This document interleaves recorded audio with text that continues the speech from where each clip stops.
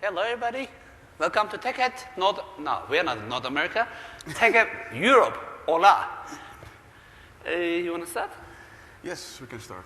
Okay. If everybody's ready, let's start the session. I hope it's going to be a good session. We prepared good materials for you. And I promised a few people from the room that I know it's going to be really good. Otherwise, feel free to come and hit me after the session. Okay. On. What's next? Before we start with the session, my name is Erdal Ozkaya. I am the Regional Director for Chem Technologies in Australia and New Zealand. So I'm from Australia. I'm a Windows expert, MVP, since 2009. I teach many hacking classes. I speak in many conferences. I don't know if you heard about Certified Ethical Hacking by EC Council. I won the award for the last 2 years as Global Instructor of the Year. I'm also teaching many Microsoft classes. I used to be. Now I'm at camp focusing on load balancing. And Raymond? Well, my name is Raymond. I'm MVP from the Netherlands. I do consulting since 1998 as an independent. Do a lot of new implementations of Windows Client, Windows Server, and all other Microsoft stuff. I'm also an author. I became an author kind of by accident. My first book is not on this slide.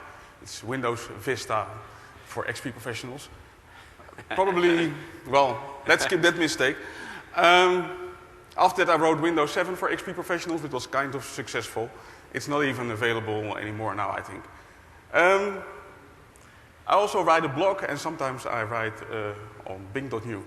Okay, let's start with the session. Why did we create this session? This is because we noticed that a lot of people have issues when they notice that something is going wrong with their systems, and apparently some kind of bad software is going on their system. We're looking at how to look for the weaknesses. How do you get hacked or owned? And what actions do you take to make sure that it doesn't happen again and that you get rid of what happened to you? Oh, do you got anybody who never had a virus issue? Or a compromise issue? Anybody? One hand? One. There's one over there. You know, really? So do you got a computer? Do you got a computer? Okay, good. So, nobody wants to get hacked, right? We know that, especially these days, it used to be security news, very rare in the newspapers. But these days, security news are more and more newspapers, and we're starting to hit the headlines. You notice, like, a 20 years old Romanian hacker was powerful enough to hack NASA. NASA? These guys are fly all the way to Mars, take pictures, send it to us here, but they couldn't protect their own system. Or more recently, do you know this guy? Yeah? Look at this. He's one of the biggest this guy was leaking one of the biggest leaks in the history, US history. So sometimes the virus is not the software, it's the human itself. So what can you do to protect against these issues?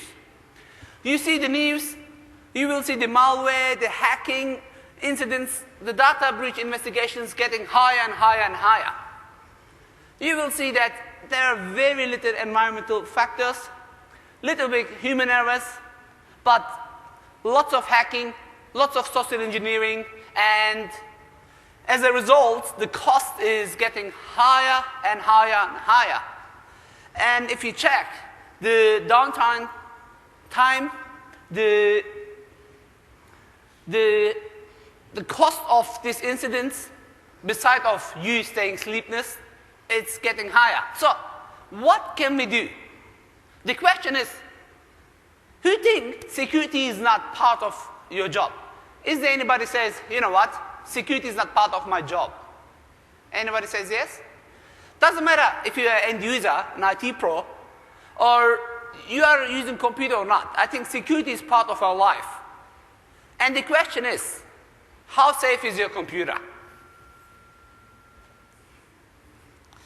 So, actually, your computer is never really, really safe. I compare it to bike stealing in the Netherlands. If you have a bike in the Netherlands, your bike will get stolen if a thief wants to steal your bike. You can buy a lock this big. If the thief takes the time, he will steal your bike. So it's the same with your computer system. You can take measurements however you like. If a hacker really wants to hack your system is his. That doesn't take away that you have to take measures. But those measures will always be like what you have to protect has a value, and you can take your measurements and you have to take into account how many measurements do you take, what will it cost, and what will it protect you from. So, of course, there is a lot of reasons not to protect your systems or not to take certain measurements, because some people may say it costs too much money. Then it's up to you to make up the account and tell, well, if we get hacked, how much is it going to cost us? How much money are we losing? Is it complicated? Well, sometimes it is. This Friday, we'll be doing a session on user account control. And user account control is kind of complicating stuff for users. Is it so complicated that you have to turn it off? Well, maybe. Maybe not. Still, a lot of people think it's not worth the bother to think about security because they don't have anything to lose. Well, sometimes you do. And it's not only your simple firewall that will take care of it. All right, do you remember the olden days? We used to tell, I'm in the security field for many, many years now, and when I first started, the best practice was, you know what?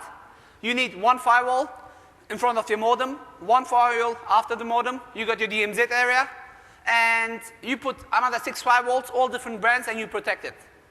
Is this still valid these days? Who's not using port 80? A simple port which has the golden key, right? So sometimes the solution is not a solution. So having the fear, oh, Mr. Hacker, I'm scared, please don't hack me. Or, oh, I'm confused, maybe I will not get hacked. Your hope is not going to help you. So what can we do? It's start to look for weaknesses. I mean, if you consider yourself an IT professional, you should now start to look for weaknesses. I always give this example before I hand back the microphone to Raymond. Do you remember Rocky Balboa? When he was boxing against that Russian guy? Rocky? Rocky. You know, the Russian guy noticed that Rocky had some issues with his ribs. He started to attack from there. Why? Because he discovered the vulnerability.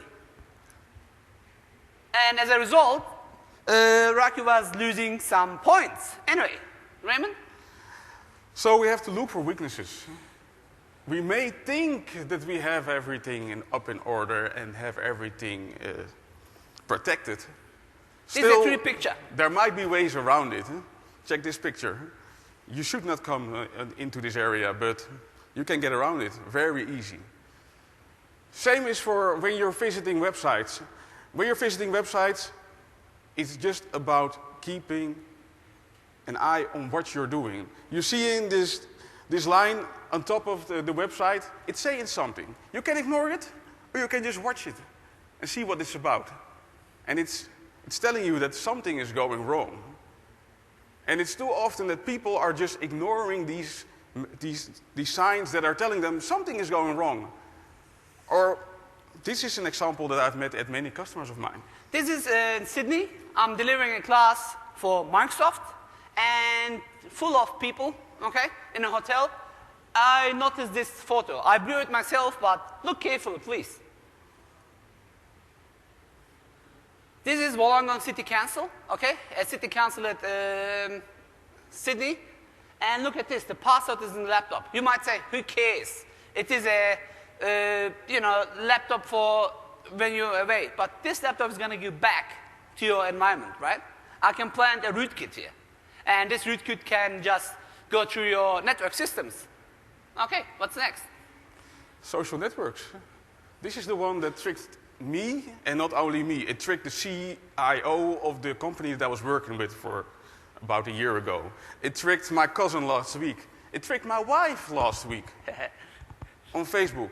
Thinking that you can trust someone that's sending... It's thinking that you can trust someone who seems to send you a message. This was the message. Well, we tried to download this virus. It's gone already, but... Somebody seems to send you a message, and as long as you think, well, it's just a friend, what's going wrong? Well, it can steal your identity on some network. And when your identity is already stolen, then you might have an issue. The photo on the right, I took this photo again. These guys, I don't know if you noticed, has an alarm there, but they think they're getting more secure while using a lock chain there. Interesting. So, it's clear not a good idea, right? Or this gentleman on my flight to God knows where was just typing something in his computer. What I could do is basically, with my 16 megapixel camera, I could just zoom in to his document, and I wish this session was not recorded. I could show you what was on that document. It was a top secret document, and the guy was generous enough to share it with me. Shoulder surfing. Who never done it? Honestly. I think we all done it, right? When people type passwords, looking from the behind, and try to get information. Or this is a live screenshot from a bank which people were stealing information. So sometimes things might go wrong when we don't expect it. We might trust the location where we're at. We might trust our surroundings for some reasons that are not really the right reasons. This is what happened to Erdal on one of his flights. He was sitting next to a lady, and she left to pay a visit to the ladies' room, and she asked him to watch his bag, watch her bag. Now, he could do anything with what was in her bag. She could get in real big trouble when she arrived at the next airport to find out that her passport was no longer there. Like this gentleman, he's just doing a check-in at the moment. What I done is just walk behind him and watching what he's doing. I mean, 3 people caught me there.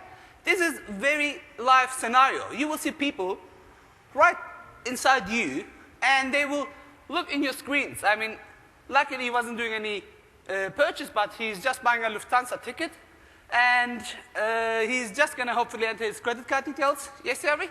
And I'm going to steal it while he's typing it.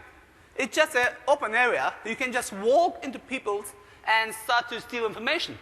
So, as a result, what's happening? People are stealing your identity. Can you go back one slide? Again, this photo was taken in an airplane. The lady next to me, she was so nice. She trusted me so much. She left her wallet there. I didn't have to do anything. I mean, I can just steal the credit card. But no good. All I have to do is take photo, right? Because I don't need the physical card. I need the numbers.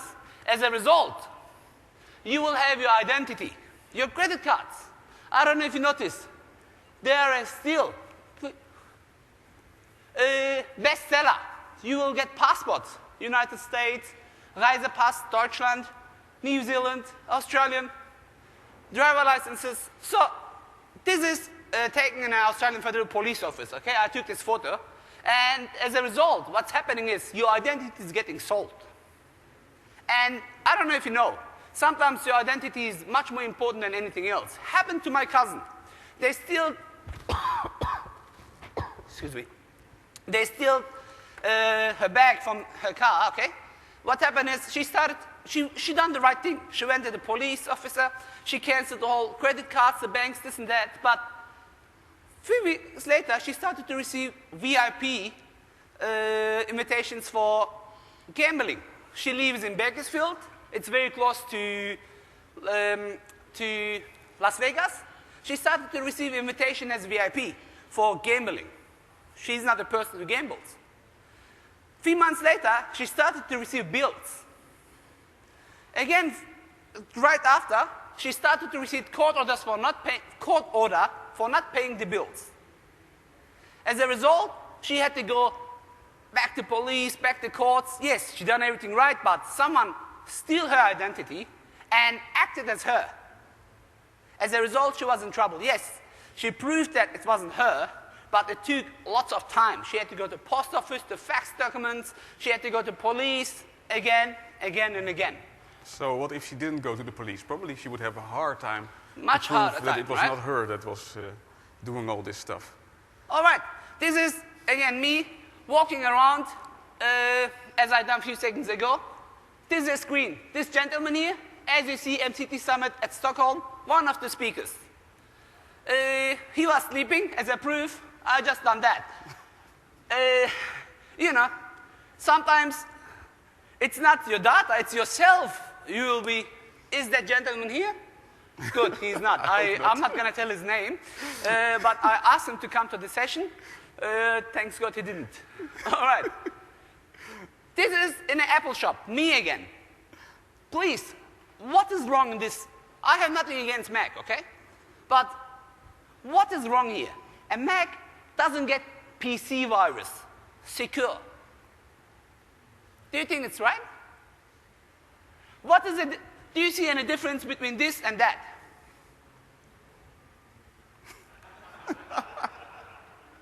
Do you? Now we're starting with the, okay, it's enough talk. Let's start some real demo session, okay? It's time to take action.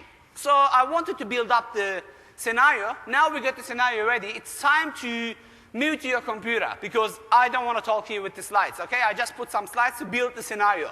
Now, the scenario is you got a virus in your system. Raymond was keen enough to get Infected. Can you please start the demo? It's enough slides, right? Enough slides. Let's get the right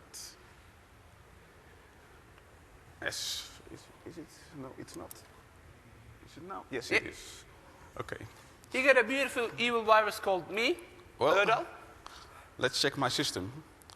We didn't take the time to find a real-life virus because viruses currently have kind of a short life cycle.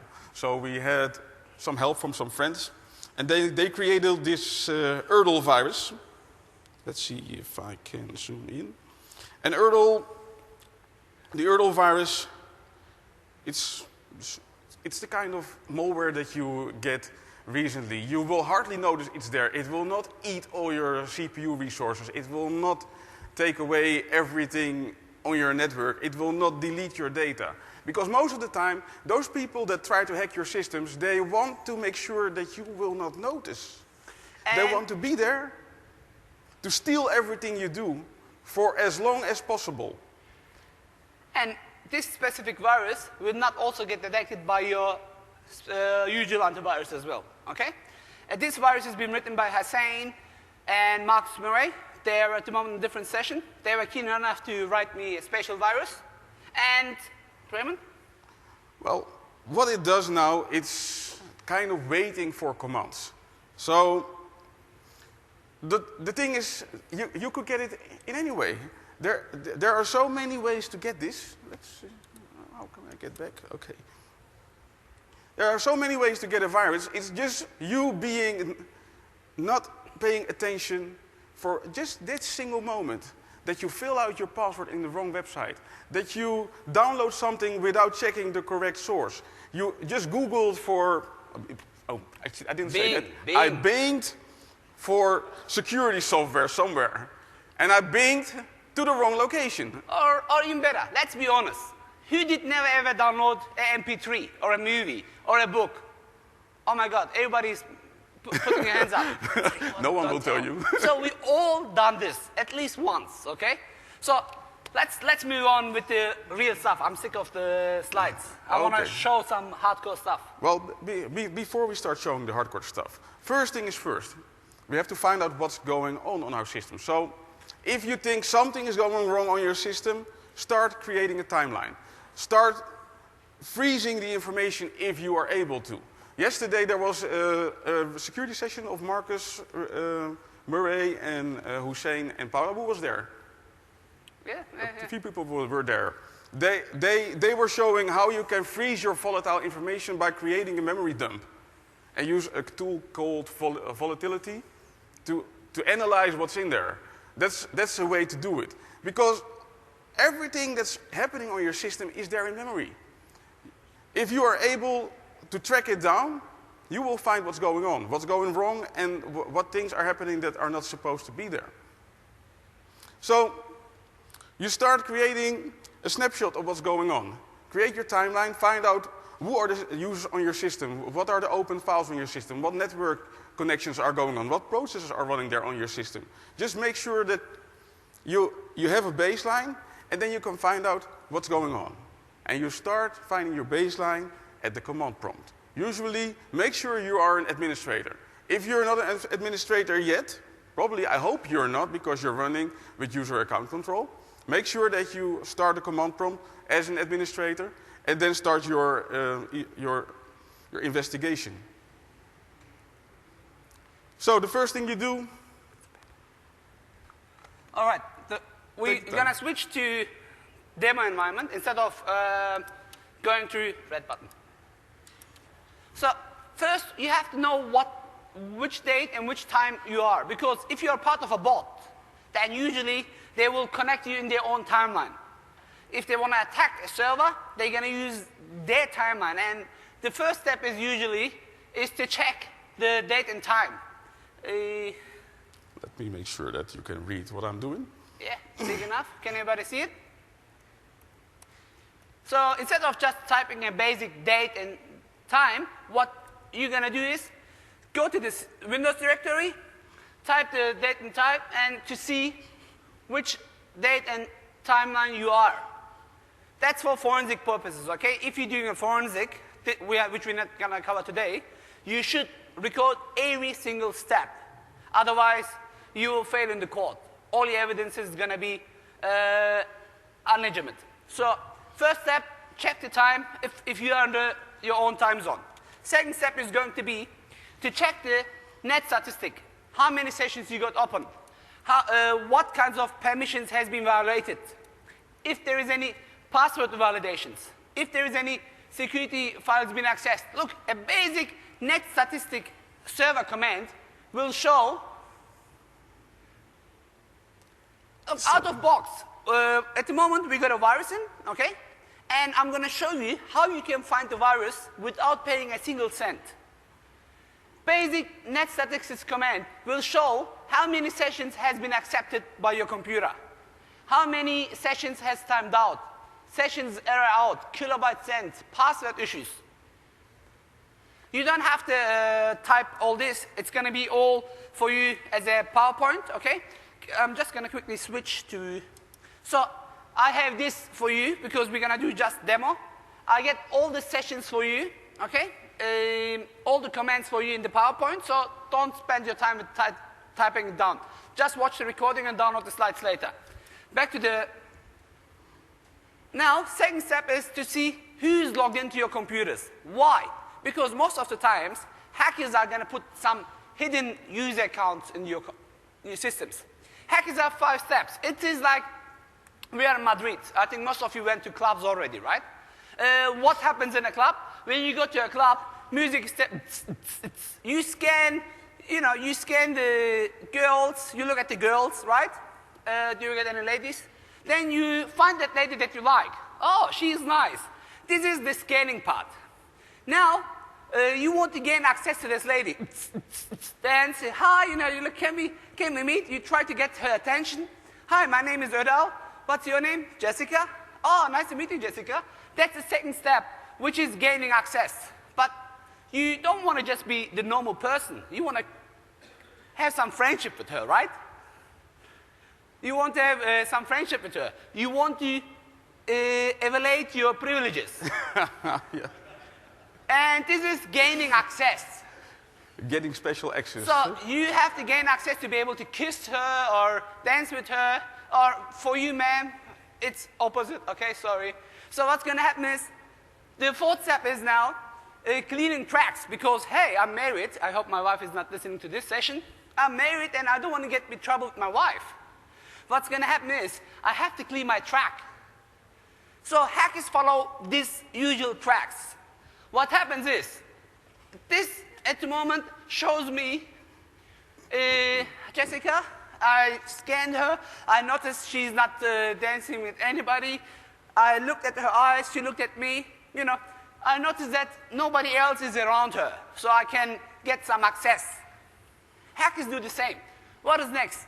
Well, let's see what we can find out. Currently, there is no extra user created on my system. So we can move on and check if there is any unwanted session going on from external to my computer. Well, currently, I seem to be quite fine. So there is something going on. What you can do is, once you type this in, if something is going on, you will see that any IP address is connected to your computers, the username, the client type, and the connection type, time, via basic net session command. It's free. So if it's not an outside source connecting to my computer, then probably something is going on from inside my computer. And there are actually two ways to find out. You can use the built-in command, Netstat. Netstat, it has a shipload of extra options available to find out what's going on the network, going outside or coming in. If your system is waiting for inbound traffic, you can find out your routing tables and find your network statistics. So, for instance, you can use the command that I usually use the most when I use Netstat is the -an command. And it tells me if my system is currently listening on certain ports and if something is going wrong from the outside going in. So, well, you see the protocol, you see the local IP address, and you see the address that it's connecting, the foreign IP address. And you will also see the states. If it's listening, hey, look here, what is this? Can you please highlight it for me? Yes. There is something going on. I see something from going on. His local IP address on a port 9999. It is sending sync packages. I don't know if you know TCP/IP has a sync packet, FING packet, reset packet, urgent packets. This is a TCP IP details. I'm not going to cover this here, okay? But you can go to my blog or to Raymond's blog. We have a couple of stuff there already. So, there's something going on in my system. It's sending an IP, it's trying to connect to 192.168, whatever, and port 9999. Okay, let's dig in more. Now let's try the -e. -e will tell me if there are things going on my network. So I can see these counters and see if something's going on, going out or coming into my system. I don't know if you noticed, a few minutes ago, everything was 0, 0, 0, 0. Now, he started to send his computer started to send packets out, and it started to receive some packets. Also, there are some kind of unicast packets and non-unicast packages going on. Again, at the moment, I didn't use any antivirus, because most of the time, once you get infected, your antivirus system is going to be disabled, right? And you can't go to Symantec.com or Microsoft/security.com website because it's going to block it.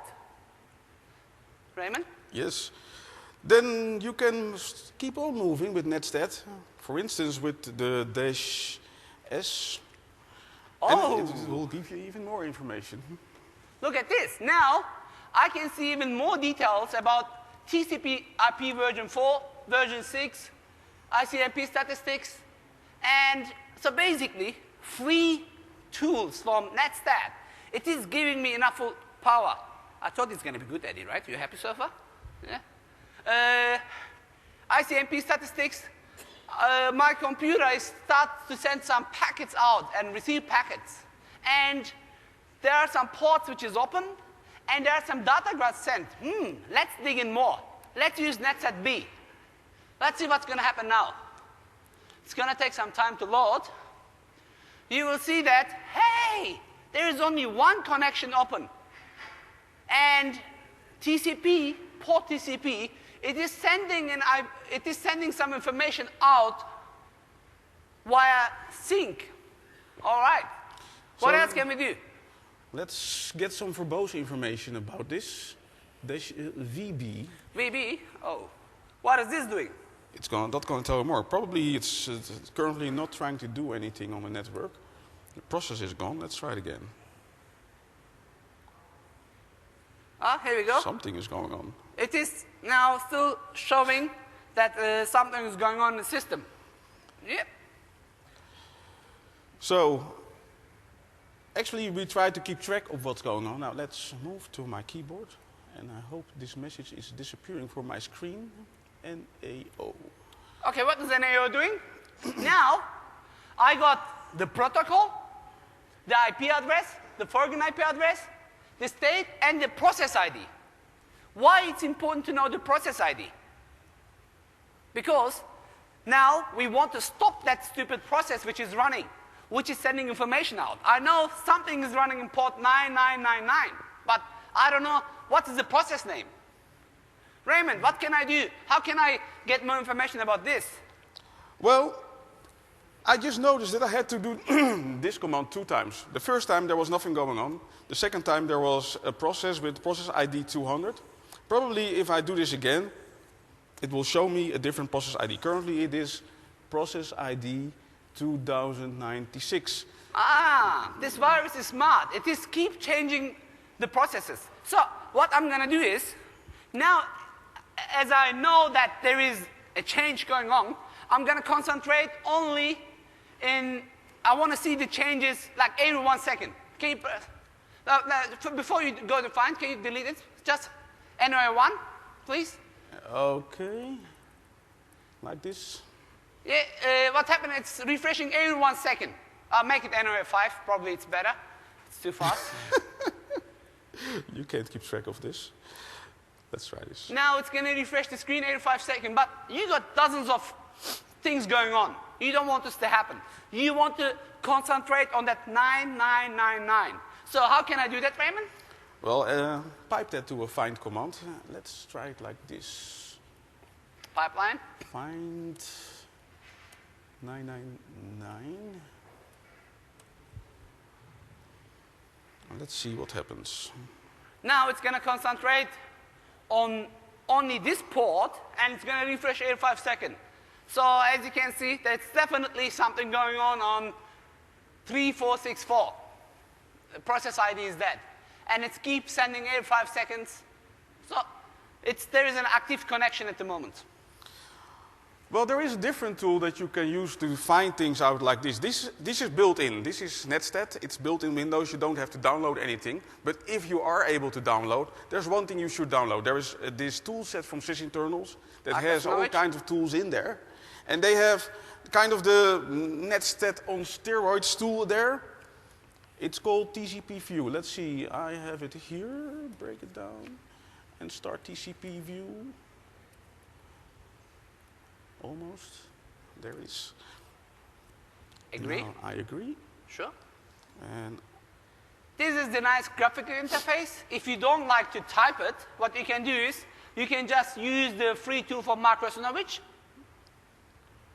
and download it. But first of all, you notice here that sometimes you will notice red lines and green lines in the interface. Red line is a dying process, a green line is a new upcoming process.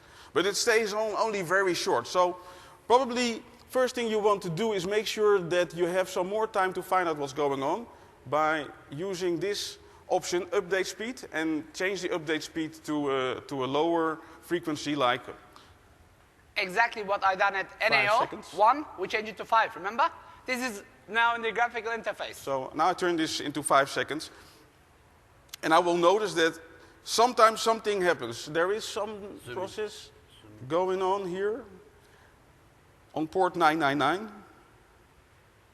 Right at the top? Right at the top. And I should change this because now I'm missing all the news going on. And it's dying out, it turns red. It's going red.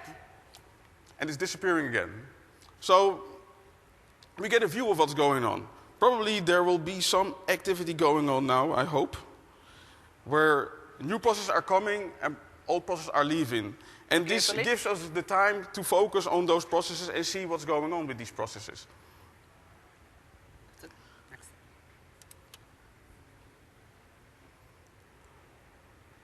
So TCP view will give you everything that Netstat has, only in a simpler view with a GUI. So then we have this unusual port. Okay, now we know that port number is there, okay? And this is a different demo. I use, like, you know what's going on. Port 44499, and it doesn't matter what it is. You can use, we call it Google hacking, okay? We can change it to Bing hacking. Basically, being able to search what you need. So if you go to Symantec.com, the antivirus is going to block it. What you can do is you can go to your favorite search engine, such as Bing, okay? Type site, colon, Symantec.com, TCP port 4444. Enter. And it will tell you straight away, hey, it is a W32 blaster worm. So without using an antivirus, with just using 2 or 3 steps, I mean, we showed you many stuff, but you need only to use 2 or 3 to be able to find with what you are infected.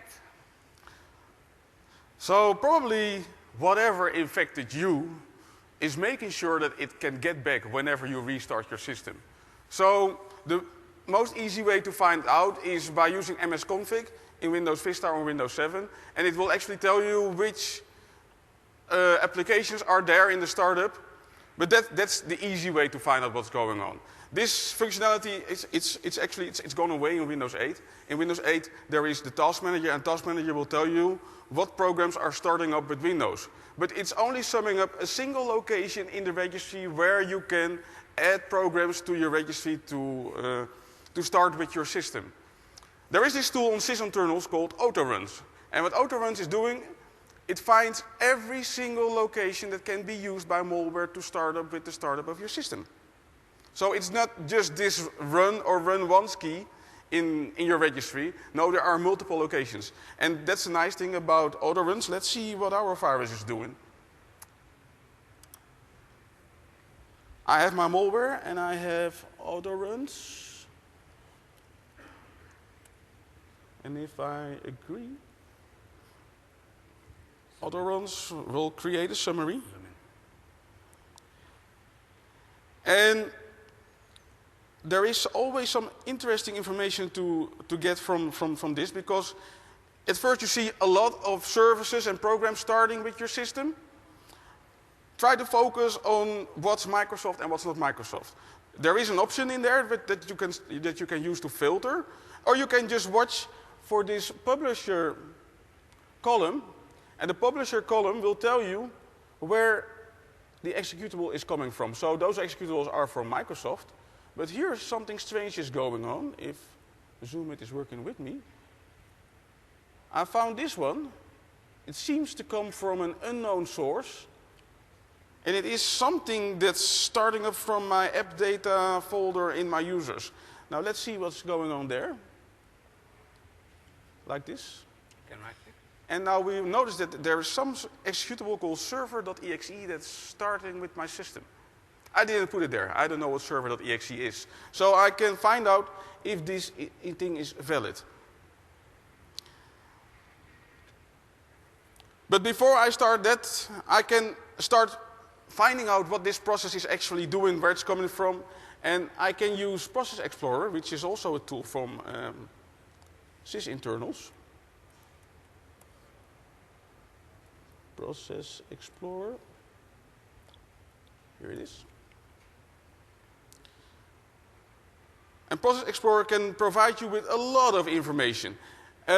First of all, I always change a few things when I start using Process Explorer, because just like TCP view, it will show you the changes in processes very shortly.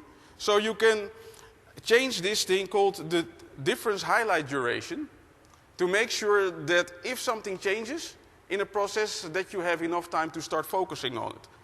So let's change the process, the difference highlight duration from 1 second to 9 seconds. And if my virus is still active, I should see something happening very shortly.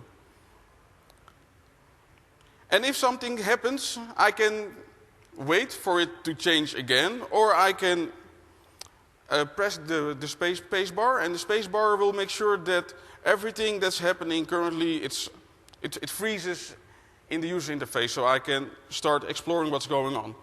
Well, let's see if something's going to happen, because my virus is currently not doing anything anymore. It will do something shortly. Just move on.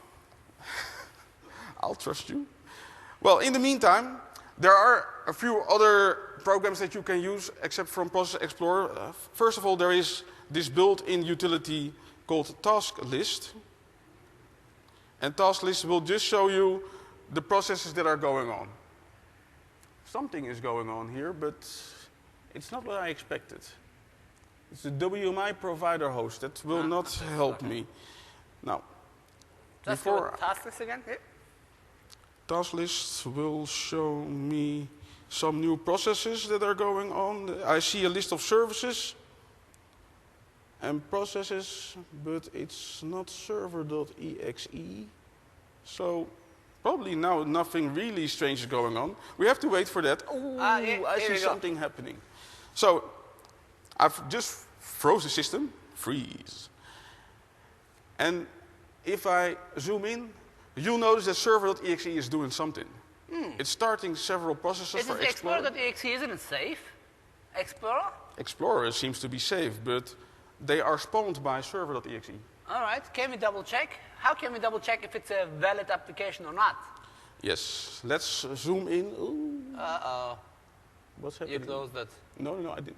Did I? Yes, you did. How did I do that? Okay. Let's restart Process Explorer. Sorry. And then we have to wait for it to appear again. And while we wait, I'll show you different ways to show what processes are running on your system until my virus becomes active again. I always promote PowerShell. And PowerShell has some very nice features. Let's start PowerShell as an administrator, just as we did with the command prompt. Very quick note, you can run all these Netstat commands or all the commands that you had with PowerShell as well, okay? So just quick note for maybe for someone who doesn't know it. I was sharp, and in the meantime, I made sure that I had right-click properties. The properties, so I right-click the properties of the Explorer.exe, and now you should notice that it's not just Explorer.exe that is starting, it's starting Explorer.exe from syswow 664, but nothing strange here. It's just starting the Microsoft Corporation Explorer, which it says here. It's in Explorer from Microsoft, and I can verify the source by clicking verify here, and it says, well, it's a real one. The real Windows Explorer. Still, it started by an executable, let's cancel this one, that's called server.exe. And server.exe, this one is suspected. You see, it started from app data roaming installer server.exe. This, probably it's the most popular location for malware developers currently to store their software, because every piece of malware that I find recently is there. And it's not from a trusted source. How can you know that? Click and verify again? I can verify it. Oh, sorry. No signature. It says no signature is present. So you can also use PowerShell to do investigations like this.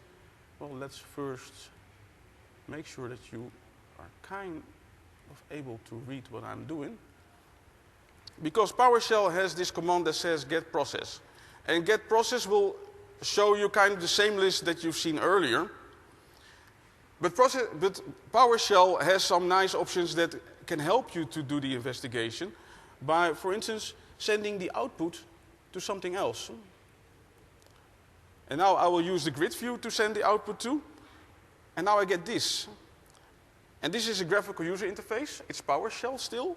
And this graphical user interface allows me to add filtering. So if I want to make sure that I am looking for a process with a large number of handles, I can use the filter to say, well, if this process has more than, let's say, 500 file handles, then I want to view it in my list. So is greater than or equal to 500. And then I will only get the list of processes that have a larger number of handles running. This is one way that PowerShell will help you. If you are not running a PowerShell script to create the output, you will just get clean text. And even with clean text, you can use the out-grid view to filter on the text, to find out what's going on. Okay. Now back to TaskList. Back to TaskList. So what was... I think you did something wrong.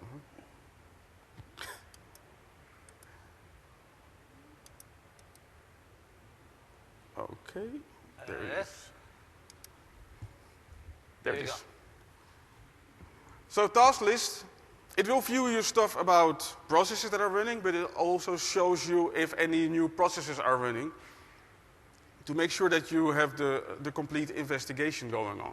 So while just typing TaskList, SVC, you will see the process which is running with the process ID, and this time with a description of the services. And if you have most of the malware developers, they're lazy. They will not put some description in. This will be maybe a different way for you to identify what's going on in the system. Yes, and especially for this list, it contains a number of SV host services running there. SVC host is one of those services that most of the time we don't know what it's doing. We don't know what it's hiding, and it's a perfect way for malware to hide their tracks. They are hiding as a part of svchost.exe. You have no idea what's going on. So this tasklist.svc will help you, /svc will help you to locate this specific service. And while just typing tasklist we command, you will also now see the memory, the CPU usage, the statistic. So it will also help you to dig in more on your suspected file, task, service. So remember, we showed also a few seconds ago some NetUser commands. So to show you who was logged in. Was it user command? I'm not sure, but okay. It reminds me of your discotheque story where you are trying to make an impression to this girl and make sure that you have a user account to get in. Okay. The best way is, to see if someone is married or not, usually you check the ring, isn't it? It will give you an indication. NetUsers will tell all the user accounts on the PC. And you don't want just to know the user accounts. You want to see who got the admin rights, who got the power to change stuff in your computer. All what you have to do is net, local group administrators, and it will show all the admin groups in your PC. And hey, what is this going? What is this MV there? Something to take your attention. Who is this MV user? Who is this going user? So let's see if our virus did something like this on our system. Red button first. Only the red button. Nope. Yes. Let's see if it created a new user, NetUser. And currently, there are no new users on my system. So which is good. This is good. I should be fine. Now let's find out if something else is going on here. Let's see if someone is connecting to my system. I can use this tool from sysinternals again, log on sessions, and it will tell me if any one or any user is connected to my system from the outside or using some special account. Well, currently there is a lot going on my system, and I'm not sure if this is related to my virus. Can you tell, Erdal? We will tell this shortly. So this is just another small example to show you what's going on in your system. And if you look carefully, there are some services going on with anonymous users. So it's going to be our job to dig in more.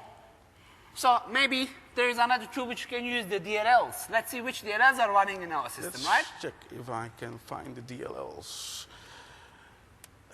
There is this tool, also from sysinternals. It says list dlls.exe. And list DLLs, it will show you the DLLs that are loaded in memory. Whoa. Just a small example. It will show all these DLLs running in the system. And again, it will give you some sort of help. Remember, we use Task Manager or Process Explorer. we found the DLL. This is just another way for you to dig into the system. What else can we do? So before we kill the virus, we want to show you what else helps you to get more information. We got some other tools, such as how can we see if there is any open file in your system? Well, there is this open files feature in Windows. You didn't turn it on, did you? Now let's see if I turn it on. No, it's not turning it on. Let's see. It tells me. Hold on. I'll move it to here. Okay. You talk. It tells me that I have to enable this feature to find out what files are open. And I can enable this feature and leave it on, but if I leave it on, there will be a performance penalty. So you should only turn this feature on if you are researching something suspected. And of course, rebooting the system may kill what you're looking for, so be careful before you start doing this. If you are running out of options, then you start turning on the open files feature. And when you're finished, you should turn it off again, because otherwise, well, your systems will be slower because of turning on the open files feature. If it works, this will be your output. It will tell you of every executable on your system what files are opened, so that you have kind of a grasp of what's going on and what your virus or malware is doing on your system. So if you're part of a bot, the hacker will control you via the bot system, right? And you should have some files open in your system, either to steal, either to control, God knows for what.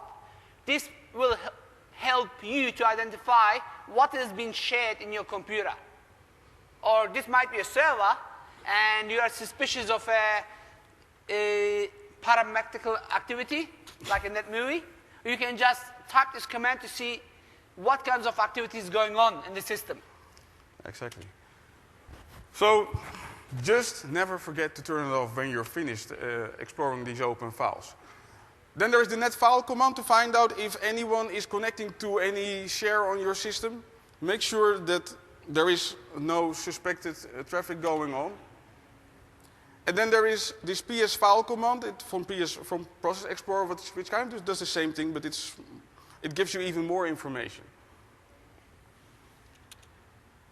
So even then, there are more tools, like WMIC, which is the Windows Management Instrumentation command line.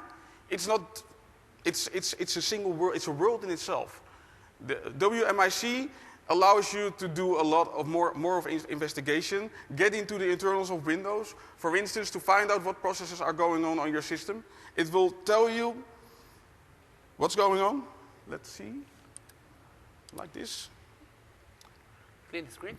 What processes are running? So let's clean the screen and run WMIC process list. Oh my God, I'm going to get some information from here. It's a bit complicated, okay? I want to see all the processes which is running my computer. Do you mind putting in order for me, please? Yes, I will. How? Well, just adding the brief command at the end. And let's see what comes out. Okay, this looks more readable. I got it nice and tidy. And all right, I know the port 999 is going on, okay? And we had the process ID, which I forgot. Anyway, this will show again what's going on in your system. And we can just scroll through to see if there is any suspicious activity. And in this case, yes, it is you can help me to find that suspicious activity. Server.exe, what is that? I'm not in a server, and it has the process ID is 126, server.exe, and it is, you can see the priority, the process ID, the thread count, and the working set size. So some numbers are going on there. Let me see if this WMI process is getting some other information out of my computer. What I can do is I can use WMIC to run the process list in a full. So I want to see everything in that PC. How can I do that, Raymond? Well, let's try it like this, because I'm afraid I will get a lot of information, too much. What you're doing here is basically, you talk. Well, it tells me each and every single thing there is to know about the process. But it will tell me this about every process. And because I have a kind of number of processes running here, it will take some time to find the right process if the process is even still running. So, while I just type in the more command, we just pause the command, and we're just loading step by step to see what's going on. And I think server.exe, we're going to see it shortly. We're going to browse through, and as soon as we found it, I'm not sure if we're going to find it. We will find it sometime, somewhere. Just for the sake of demo, just stop somewhere. It will basically show you the defaults, how it's using your system resources. Okay, let's say this is the process that you suspicious. Okay. Auto-rinse. Now it's my person, which is not in the room, right? Good. Let's say this is the process. What can we do? Let's go to sysinternals, Process Explorer. Now we got the virus, right? We know what we are after. Before we do, let's type one more comment. Did you type this? The more comment? Okay, let's find some more. Before we go to the very next step, most of the viruses, they like to hide themselves in the startup. Why? Because this way they will pop up. Yes, we showed you some tool which is called auto-run, startup. Task Manager will show you that, but is there anything else which I can run, Raymond? Well, yes, there is this command, wmic startup list. And startup list will show you the programs that are added to the startup key. And in this case, if Zoomit is keeping on my system, I will notice that there is something going on here. Server.exe is in the startup. Yes. And while just typing a command out of box, I can see where this virus is hiding, the exact location. So let's see if we can find the executable. Let's get here and type cd, c users, end user, app data, roaming, install there. It's here, and it's not even hidden.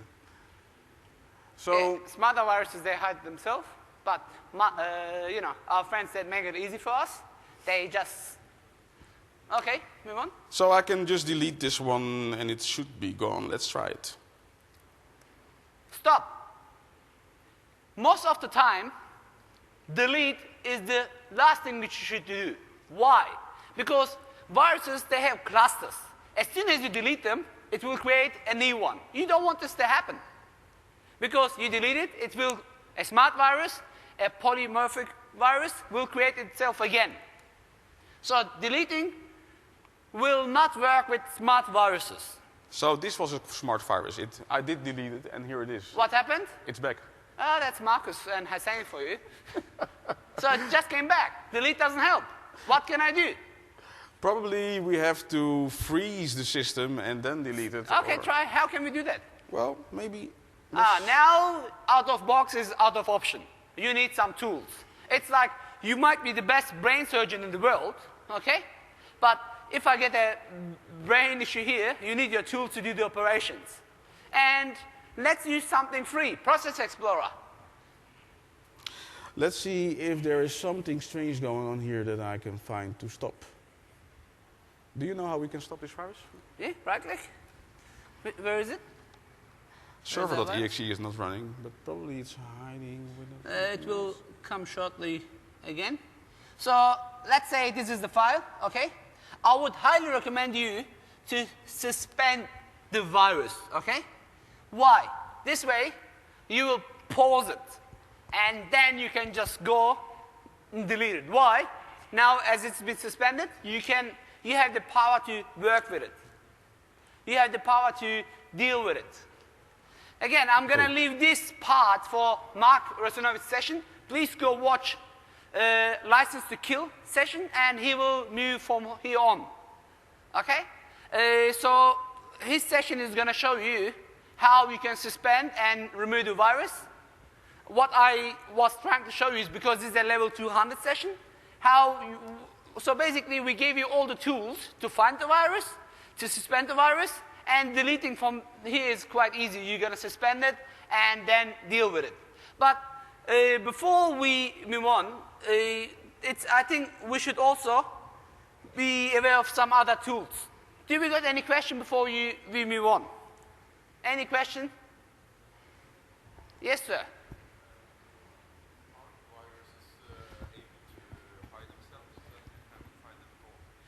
The question is, are the viruses, sorry? Are there some viruses that hide them? Are there viruses that can hide themselves? Yes, actually we will move into that part later in the session. But let me answer straight away. The answer is yes. Flax virus, Stanex virus, it hid itself for 4 years. Nobody could detect it. And when it was detected, it was too late. The bot centers disappeared one by one. After 4 years, like a good example which I give is Iran. If you think, look at the history. Iran was always so powerful, even Ottoman Empire. They came all the way to Europe, Africa, Asia, but not Iran. If you look at America, they're everywhere, but not Iran. But a smart guy wrote a little virus, and this virus went straight in for 4 years to their nuclear center and sent information out. As a result, Iran decided to write their own operating system and their own network. So, of course, but we call this 0 days. I mean, if we knew 0 days, I wouldn't be presenting. I would just sell it to Symantec and make millions, you know what I mean? Yes, the answer is yes. Any other question?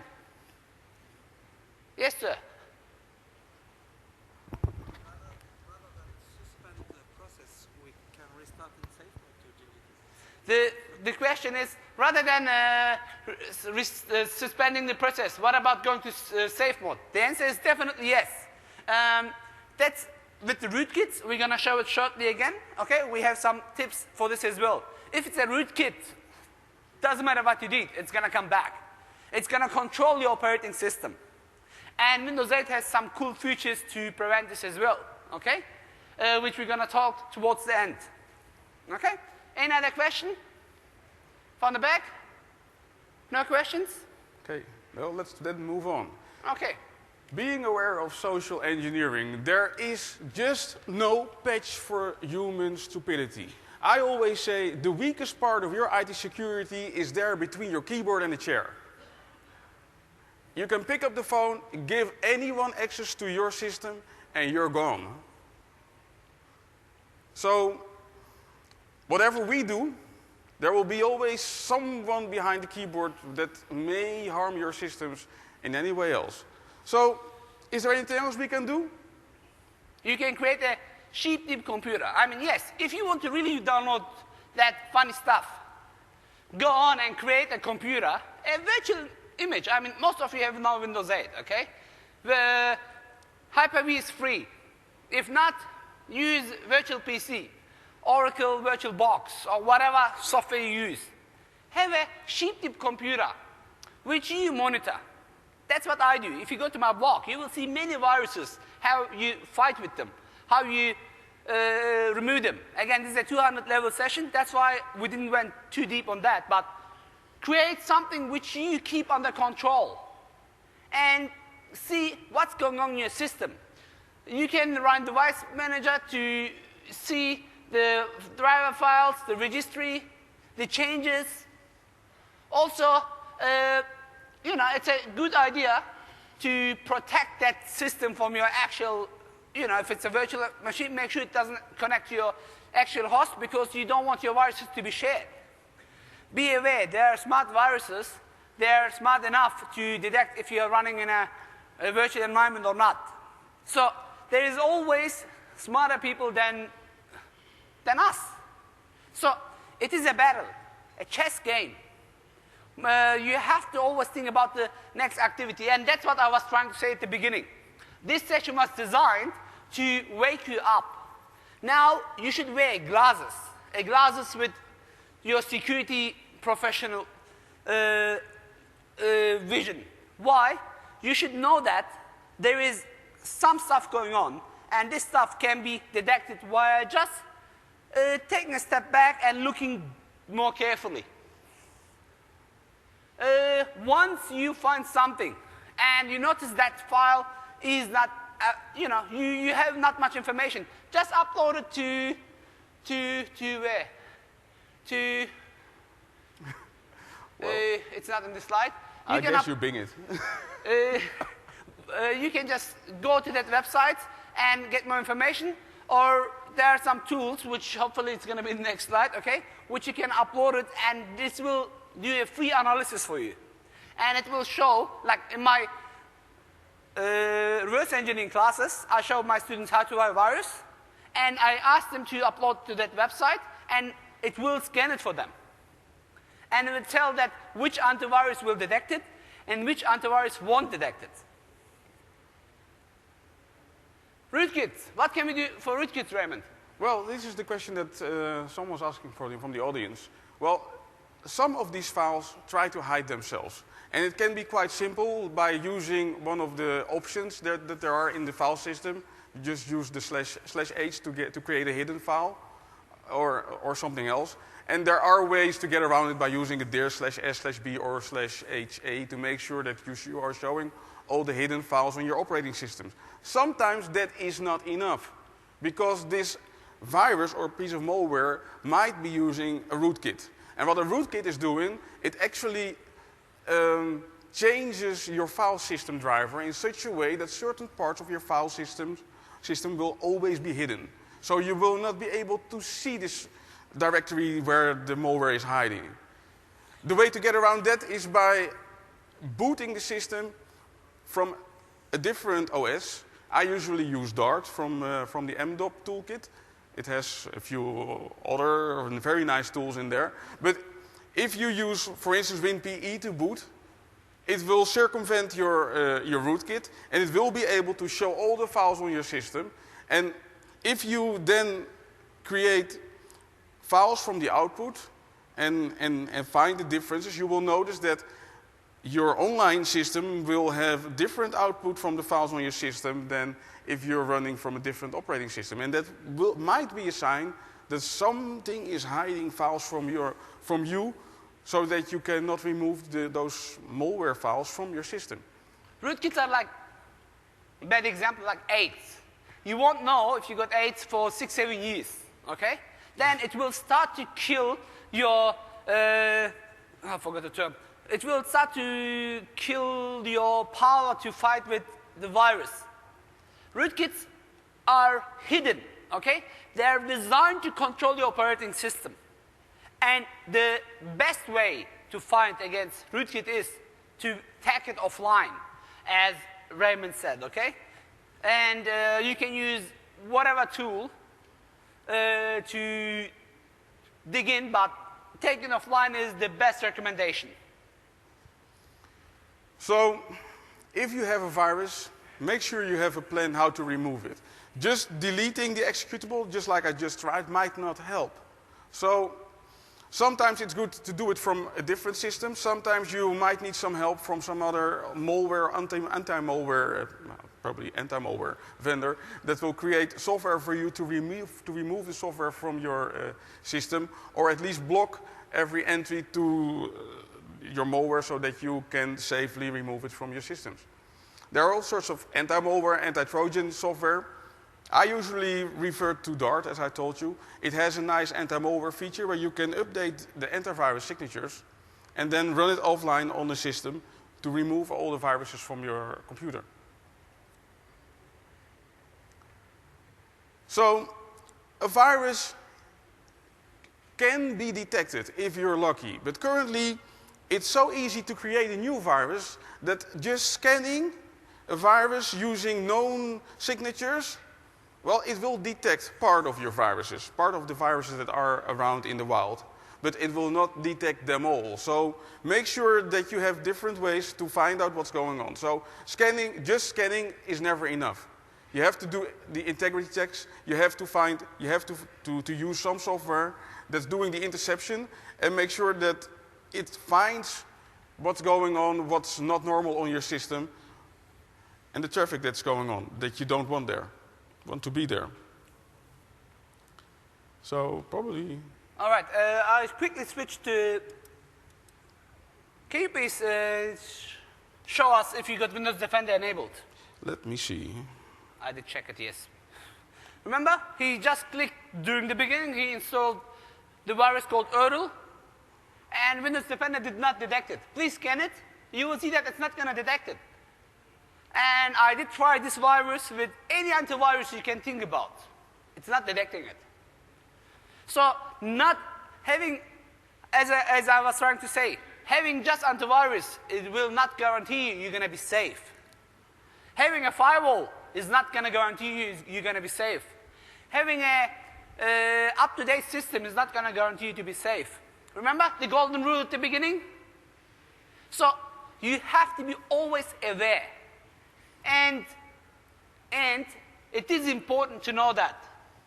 Once you know that a virus can hit you, doesn't matter how much you protect yourself, then you can start to get safer. Doesn't matter how good driver you are, Ivan, doesn't matter how good driver you are only good as the driver which is opposite to you. As soon as he hits you, you have no chance. Isn't it true? So being a security professional is not different to this. So what Microsoft is currently doing, it's adding a lot of new features in Windows to make sure that Windows is secure out of the box. For instance, Windows 8, it has Windows Defender. It's the antivirus software, it's built in. You don't have to add any antivirus software. And there's much more going on in Windows 8, like measurements to take care of rootkits, like measured boot. Secure boot. Secure boot. Windows 8.1, which is coming now, it will enable your BitLocker security by default, just to make sure that you're not infected. And as this graph shows, it shows what's happening to systems, even if you don't protect them on different operating systems. So as you see, from Windows 7 to Windows 8, the number of infected systems that are not protected, it drops. Even if you don't protect Windows 8, the chances that you are infected by some kind of malware are much smaller, especially compared to Vista or Windows XP. And if you start doing extra protection, well, then the chances that you are being hit are even being smaller. But still, it's the person behind the keyboard that may be your vulnerability. It's your biggest vulnerability. Technically, everything is being done. I've done it so many times. Call a company, pretending to be someone, and force the person on the phone to give you the information that you need. And it's much easier than you think. You will go to YouTube, please. You will see people going to Pizza Hut and getting free pizzas while using the social engineering skills. There are much more examples, but as I said, we did try to keep the scope on what you can do when you get infected. We did try to show you many different ways, which is out of box ready for you. So I don't want to hear any more excuse, oh, we don't have the money, oh, I don't have the tools. So you got everything right behind, under your fingerprints. It's up to you to go and look into these. So I got many stuff in my blog, yourmct.com, your Microsoft Certified Trainer, mct.com. Also, my next expert, what was your blog? Nextexpert.com without the E in the middle. Okay, so we have many stuff in our blogs as well. And please, this session was designed to show you what can be done. And based on the level, I hope you enjoyed it. If you enjoyed it, please go fill the evaluations. If not, don't worry. No, just kidding. Please fill the evaluations. And we have, I think, 3 giveaways. We got a couple of gifts for you. If you're interested with load balancer, please come and see me. I work for load balancing company, Camp. Come and see me. I got 3 to give away. And we got a couple of ebooks and training software to give away. I hope you enjoyed it. Thank you very much.